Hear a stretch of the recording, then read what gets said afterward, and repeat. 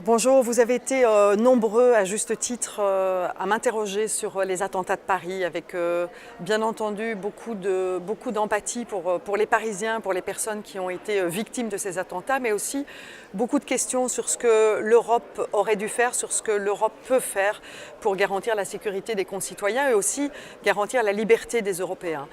Alors nous avons beaucoup discuté au sein du groupe SND, mais aussi entre tous les groupes pour savoir comment pouvons-nous améliorer la situation aujourd'hui par rapport à la sécurité de nos concitoyens. C'est bien entendu une priorité et donc une meilleure coordination des informations est nécessaire pour que demain, ce qui est arrivé à Paris ne puisse plus arriver.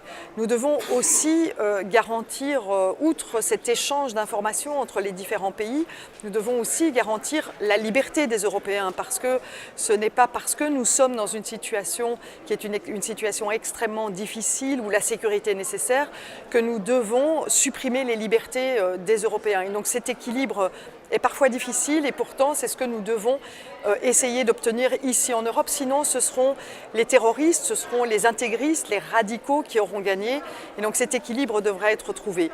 Nous devrons aussi travailler sur notre politique extérieure parce que là aussi elle n'est pas toujours lisible, elle n'est pas toujours claire par rapport aux populations.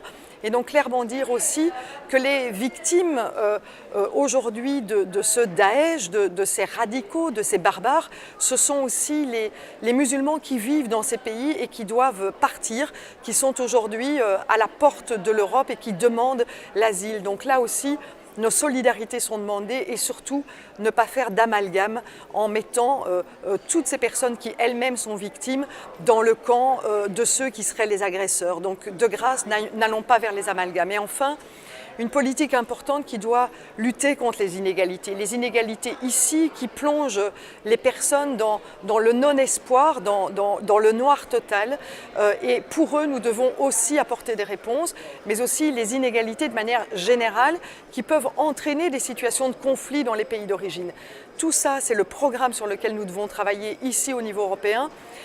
Bien entendu avec l'émotion que nous avons aujourd'hui vis-à-vis de ce qui s'est passé à Paris, mais surtout aussi avec le calme qui est nécessaire pour apporter les meilleures solutions à un problème qui est complexe mais qui demande des réponses qui sont des réponses assez urgentes.